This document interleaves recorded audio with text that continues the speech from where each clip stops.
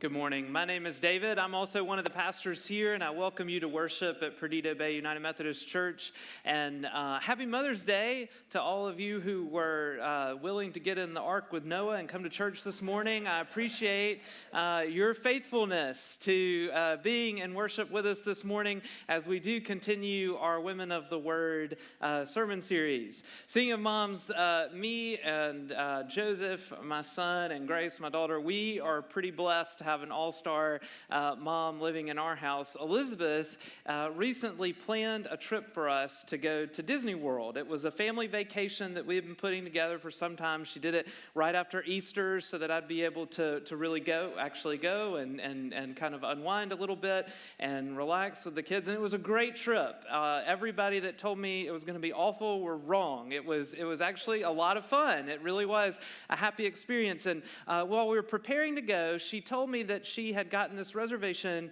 at a place called Chef Mickey's, and she started explaining all this stuff to me about how our kids, they were of this age where they're going to want to go to Disney World and see the characters, and that I've never done anything like that before, and so she was trying to prepare me for what that was going to be like, and she said, but I don't want you to worry too much because I've made this one reservation. We're just going to go out to eat one time at a sit-down restaurant because the rest of it, she, hacked our way through Disney. I mean, we brought instant oatmeal for breakfast and power bars for lunch, and we only drank water, and we did it right. But this one meal, she said, I've made a reservation for the first day we're there for brunch so that we can go and see all the characters at one time. They'll come to your table and dance with you and play with you and all this kind of stuff. And I said, okay, that's fine. Why are you telling me so much? And then she told me how much it cost, and I understood why, because my daughter, who's just over 2 years old, doesn't need a $20 brunch. And so she was helping me understand that this was going to save us all this time once we got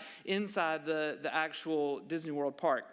So we go to Chef Mickey's, and, I'm kind of nervous thinking about how much money this brunch is costing us and how many pieces of fruit I can get in Grace's backpack to take with us for the rest of the trip. And the first character comes, Goofy, and Joseph is so astonished at the dessert bar that he can't even look at Goofy. He's like seeing all the toppings of the ice cream that he can put on his, and we could go to a yogurt shop for that. And Grace gets nervous, she gets kind of shy and she clings to me. And so I pick her up and I walk her over and she hugged Goofy. And from that moment, she was, just like Elizabeth knew, head over heels for these characters. She was the biggest fangirl to every character in the park from that moment on. And Joseph eventually warmed up a little bit and hugged them, but he really was, if it's not Star Wars or really fast ride, he wasn't, stimulated enough for the moment. But anyway, about the third character comes around, and it's Mickey, and we all, oh, Mickey, and we're doing hugs and all this kind of stuff. We love you, Mickey, and Grace is really getting into it, and Joseph is really playing along more. And I look over at our table with all of our food on it, and I notice that something has spilled, but it's continuing to spill. And I look up, and the sprinkler over our table has undone itself. I don't even know what you call it. It just starts spraying water down on our table and all of our food, and no other table in the whole place is wet, and no one else is getting wet. And we actually weren't getting wet because we were all hugging Mickey, and I was thinking, he really is so fine. He got me away from this rain that could have landed on me. And so this guy comes over, and these Mickey staff people, they are just really, they're on top of customer service. And they say, don't worry, we're going to move your family to another table. And we had been there for a little while. They let us go all the way through the buffet again, and they sit us down, and all the characters come back, and I'm thinking this brunch is going to turn into dinner. That's lunch and dinner, and I'm really excited about that because now I'm stuffing corn in the cob in the backpacks for the, because we're going to make this one count. And then he comes up and he says, sir, I want you to know that we're going to comp your meal. You don't have to pay for it. And I was thinking, oh, yes. And we recognize your name and our system. Everything is, they know everything about you.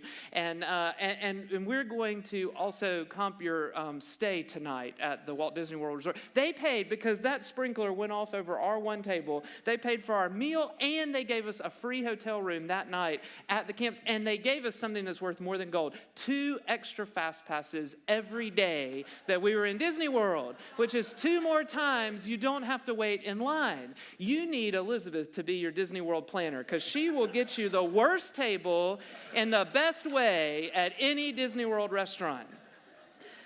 On the last day, Grace, who was enamored with these characters, started saying things that she knew would tug at my heart, like, "Daddy, Mickey's ready to see me now."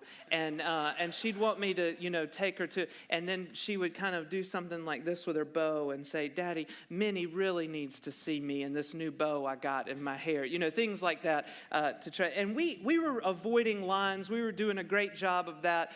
We had convinced Joseph you could only do a ride if you had a fast pass for it, all that kind of stuff.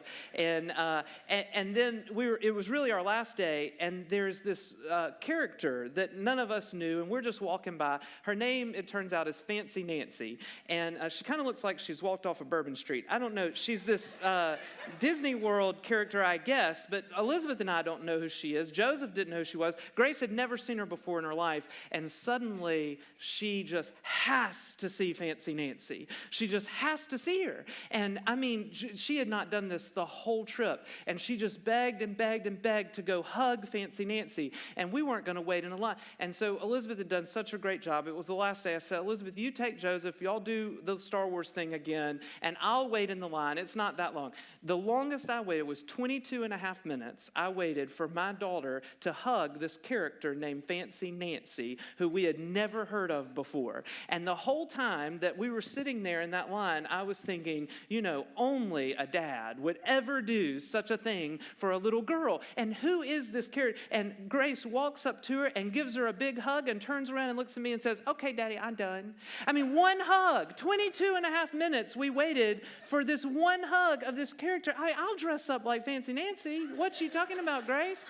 This is crazy. You may not have ever really heard about Ruth and Naomi that much, the Bible story we're going to do this morning. You may have heard of them a lot, but I want to tell you something. This morning, we're going to, in this Women of the Word series, really look at this character Ruth. We're gonna actually go through the story. You're gonna say at the end, why didn't that pastor just give us a moment to all read the 4 chapters of Ruth? Because it's just 4 chapters. And the reason why is, if I told you to do that, only 5 of you would. And well, y'all made it through the storm. Maybe 7 of you in here would actually read Ruth if I asked you to. But you're just not used to homework. That's not really how. There's something about reading the story in this collective way in worship that really helps us hear what God is saying through this story about us and our life. It's a beautiful story about family and about loyalty and about love. And we really are going to do the whole sermon. How many times can you say in that sermon I heard a whole book of the Bible? But we're going to get it this morning. It starts with Ruth chapter 1. Of course, that's where all the books start, in chapter 1, I guess. And it begins like this. "In the days when the judges ruled, there was a famine in the land, and a certain man of Bethlehem in Judah went to live in the country of Moab, he and his wife and 2 sons." All right, there's a lot there already. So the Israelites have a country, and one of them is married, and he and his wife go into Moab, which is another country, not of God's holy territories. The name of the man was Elimelech, and the name of his wife was Naomi. And the names of his 2 sons were Mahlon and Chilion. They were Ephrathites from Bethlehem in Judah. They went into the country of Moab, and they remained there. But Elimelech, the husband of Naomi, died, and she was left with her 2 sons. These took Moabite wives. The name of one was Orpah, the name of the other Ruth.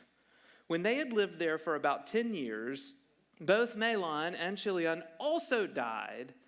So this woman now is left with without her 2 sons and without her husband, but her 2 daughters-in-law.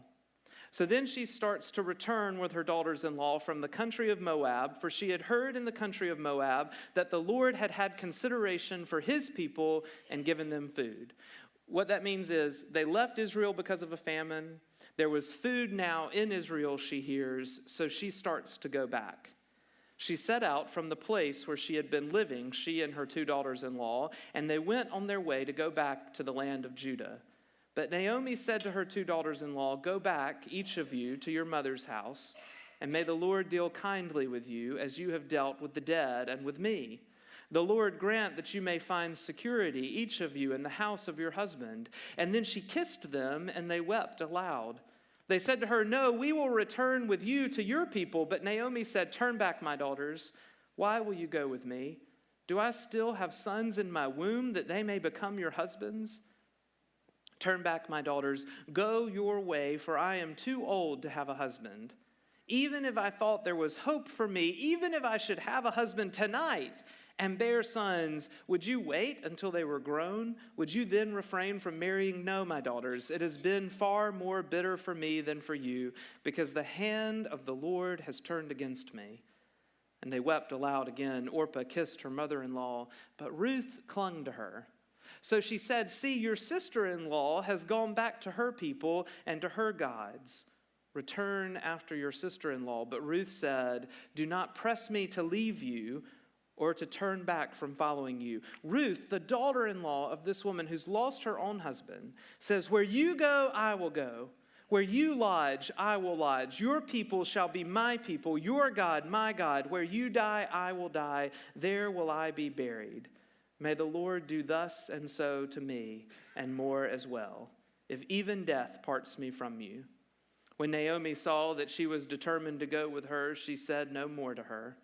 So the 2 of them went on until they came to Bethlehem. When they came to Bethlehem, the whole town was stirred because of them. And the women said, "Is this Naomi?" And she said to them, "Call me no longer Naomi, call me Mara, for the Almighty has dealt bitterly with me.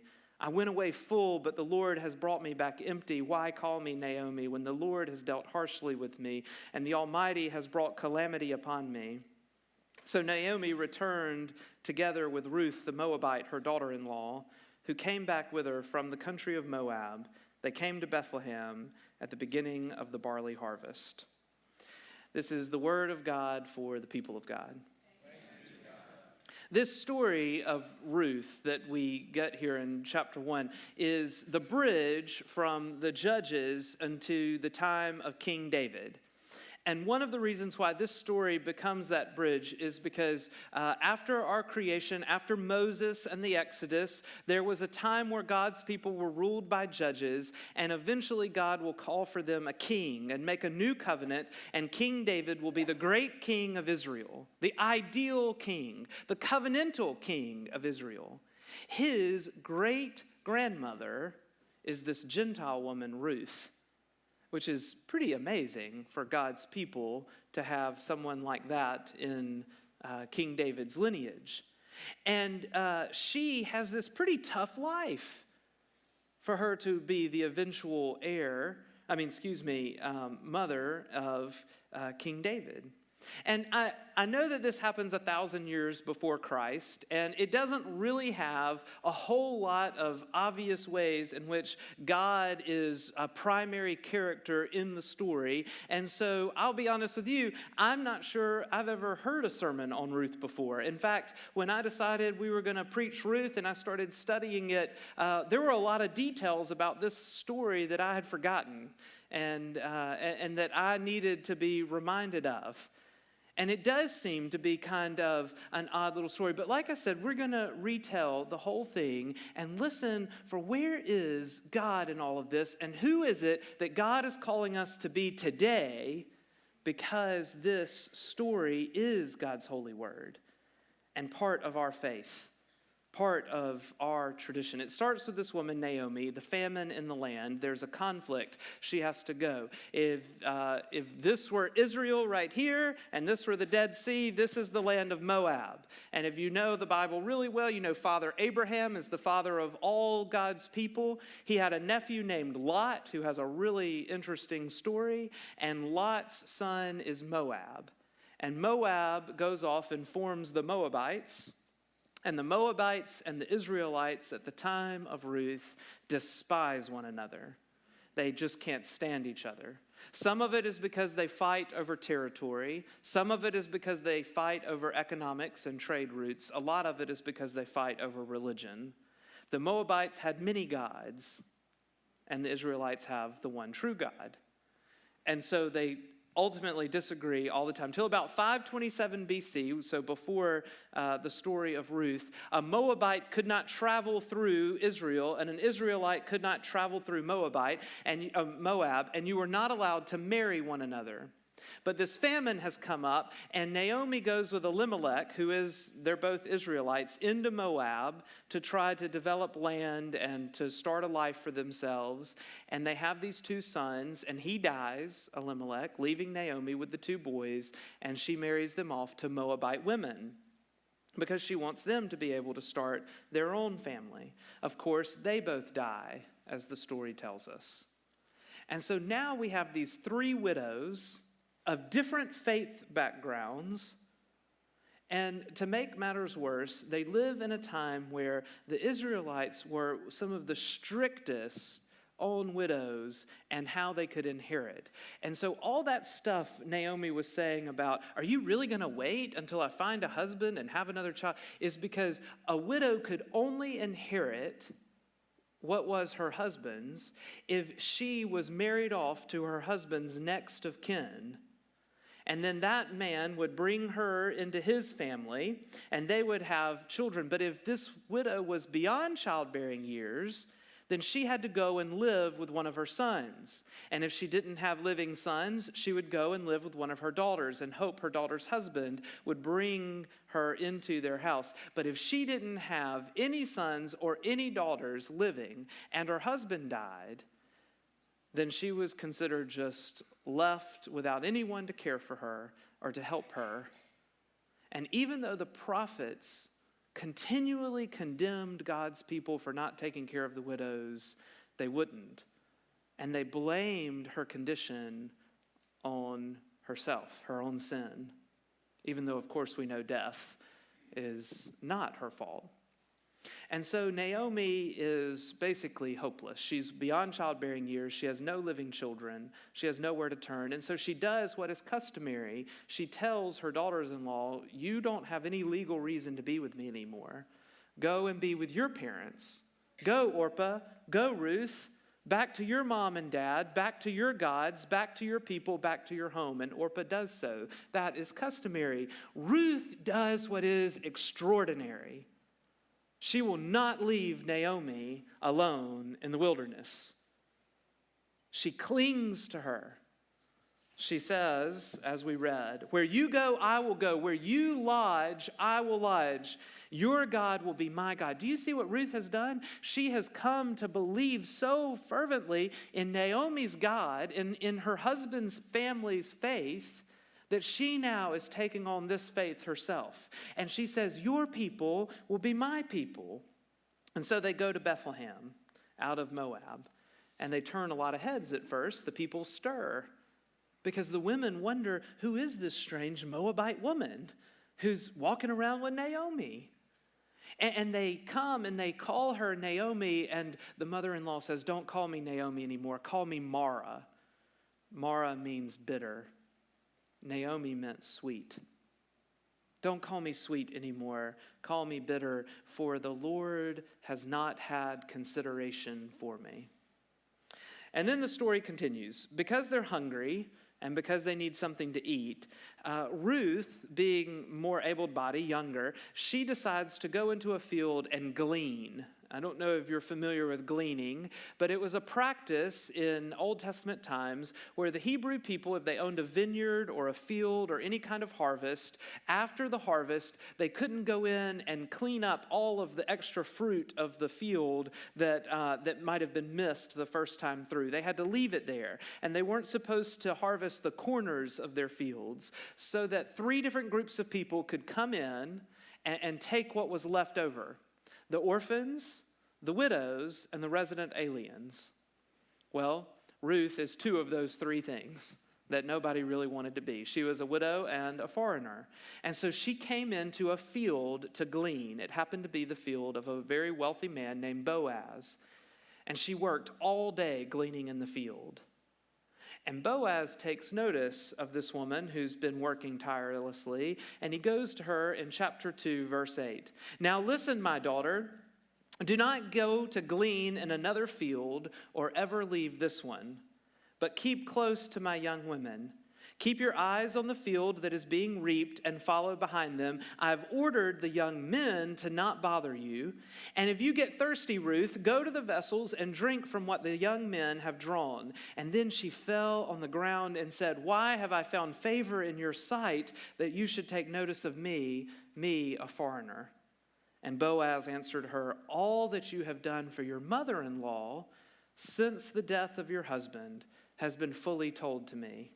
And now you left your father and your mother and your native land and came to a people that you did not know before. May the Lord reward you for your deeds, and may you have a full reward from the Lord, the God of Israel, under whose wings you have come to find refuge.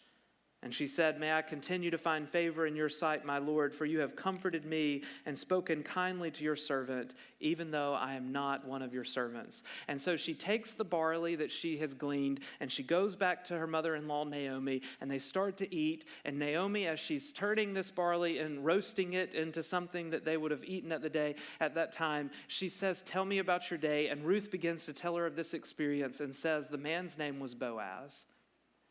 And Naomi says, you've got to be kidding me. Boaz is someone related to Elimelech. He might just be and then this Hebrew word, Goel, Goel. Now, this is another reason about going home and reading this yourself. Every Bible translation I have translates this word differently. Some of them say next of kin. Some of them say guardian. I think the best translation is actually in the NIV, which is guardian redeemer. Because the verb goel means to redeem, but used as a noun, it was for a widow, the person they could marry that would be the closest kin that could redeem them and make them a rightful family and allow them to have inheritance. And so Naomi says, you know what? We may have possibility here for a legal marriage within the Israelite people with a redeemer. And so chapter 3 starts. Naomi, her mother-in-law, said to her, my daughter, I need to seek some security for you so that it may be well with you. Now here is your kinsman Boaz, with whose young women you have been working. See, he is winnowing barley tonight at the threshing floor. Now wash and anoint yourself and put on your best clothes and go down to the threshing floor. Okay, if this is where you're starting to fall asleep because I'm reading 4 chapters of scripture to you, this is where you should wake up, because this is the blockbuster stuff right here, okay? Naomi, the mother-in-law, is saying to Ruth, go wash and anoint yourself and put on the best dress you have. Now listen, but do not make yourself known to the man until he's finished eating and drinking. I don't know why you're giggling so much. When he lies down, observe the place where he lies, and then go and uncover his feet and lie down, and he will tell you what to do. And she said to her, all that you tell me, I will do. Uncovering feet was a euphemism for an intimate act between a man and a woman. And what Naomi is hoping is that Ruth and Boaz will come to know each other so that he can make a proper claim on her, and he may be the goal, the redeemer of Ruth and Naomi. And this is the biblical story, okay? I'm just reading the Bible here, so nobody get too. So she goes down to the threshing floor and did just as her mother-in-law had instructed. And when Boaz had eaten and drunk, it tells us again that, and he was in a contented mood, the biblical version of where he was, what state of mind he was in, he went to lie down at the end of the heap of grain. And then Ruth came quietly and uncovered his feet and lay down. At midnight, the man was startled and turned over, and there, lying at his feet, was a woman, and he said, who are you? And she answered, I'm Ruth, your servant. Spread your cloak over your servant, for you are next of kin, for you are goal, for you are guardian redeemer. And he says, even in his contented mood, that actually he isn't. He's a near kin, but he isn't the next of kin. There is another man. There's one that is actually closer related to Elimelech. And so he has Ruth lay there under her own cover. He says, cover yourself back up. They are not made known to one another because he's an honorable man. He wants to keep her honor. And he says, in the morning we'll sneak out so no one will see. There will be no shame brought on this house or on this family or on you or on me. And I will go into the city and I will find this next of kin. And I will tell him that he has the right to make good on the redemption of Elimelech's property and on Naomi and on you. And if he doesn't, then I would love to marry you and be your husband. And so no sooner had Boaz gone up to the gate and sat down at the beginning of the city that the next of kin whom Boaz had spoken came passing by. That's providence, isn't it? And so Boaz said, come over, friend, and sit down here. You always want to call someone friend if you're about to negotiate with them. I think it's best. And he went over and he sat down, and then Boaz took 10 men of the elders of the city and said, y'all sit down here. And so, not y'all, it just says sit down here, sorry, from the Wiregrass. So they sat down. And he then said to the next of kin, Naomi, who has come back from the country of Moab, is selling the parcel of land that belonged to our kinsman Elimelech. So I thought I would tell you of it and say, buy it in the presence of those sitting here and in the presence of the elders of my people. If you will redeem it, redeem it. But if you will not tell me so that I may know, for there is no one prior to you to redeem it, and I come after you. And the next of kin said, I cannot redeem it for myself without damaging my own inheritance. Take my right of redemption for yourself, for I cannot redeem it. And they took off their sandals and they passed them amongst one another, because that was how you did it back then. And all the witnesses saw that Boaz became the next of kin, the right, the guardian redeemer for Ruth. And Boaz took Ruth, and she became his wife. And when they came together, the Lord made her conceive, and she bore a son. And the women said to Naomi, blessed be the Lord, who has not left you this day without a redeemer. And may his name be renowned in Israel. He shall be to you a restorer of life and a nourisher of your old age. For this daughter-in-law who loves you is more to you than 7 sons. And then Naomi took the child and laid him in her bosom and became his nurse. And the women of the neighborhood gave him a name, saying, a son has been born to Naomi. They named him Obed. He became the father of Jesse, the father of David, the king of Israel. That's the end of the story of Ruth. But I think to us it has so much to say about loyalty. You see, Ruth became loyal to God. She had many gods. She was raised in a particular religion. She came to know the religion of her husband and of his family and fell in love with this God and became loyal to him. And even when life got tough and her husband passed away, I mean, a lot of people who are even raised Christians, when life gets tough, they start to question and wonder and maybe even sometimes turn from God. But Ruth shows us what it means to be faithful. She believed God would somehow work redemption in her life if she was loyal to him, even when life happens and gets her down. She was loyal to family. Oh my. Ruth shows a loyalty to her mother-in-law that is beyond any custom we know of. It is extraordinary. And on a day like Mother's Day, what a beautiful day to celebrate and to recognize the loyalty that Ruth shows to her aging mother-in-law. I can't tell you how many times I come back to my office after a visit with someone and I'm so frustrated at how people leave aging adults to just care and tend for themselves without showing up in their lives with love, with presence, with being there for them. God wants us to be loyal to our families, to our loved ones. They weren't even related by blood, and Ruth remained loyal to her mother-in-law. She also became loyal to the church. At least that's what I call it. And what I mean by that is the people of God. Today we maybe call it the body of Christ. But when she says, your God will be my God, what does she say right there with it? Your people will be my people. When we're loyal to God, we are also making a covenant to be loyal to God's people. The family of God was important to Ruth. The customs and the honor within that family was very important to Ruth. And her people became the people of God. And she was loyal to her community. And we see this not just in Ruth and her wanting to live out the Levirate or the Israelite marriage laws, but also we see it in all these other smaller ways. How the women surrounded Naomi when she came back home and they tried to encourage her. And the women of Boaz's field helped encourage Ruth and helped her glean. And how the women of the neighborhood, it's the first time that word neighborhood is used in the scriptures, celebrate the birth of Obed. The community is important. Boaz even finds the community important. He could have found a way to just make Ruth his wife then and there, but he wanted to go through and make sure no honor was lost on this family, that everyone was honored. The whole community, the actual next of kin, had a right of refusal. I think that if you are a loyal person, you need to hear your church say that Christianity affirms that loyalty as an act of the Spirit, as a spiritual discipline, because we don't hear that enough today.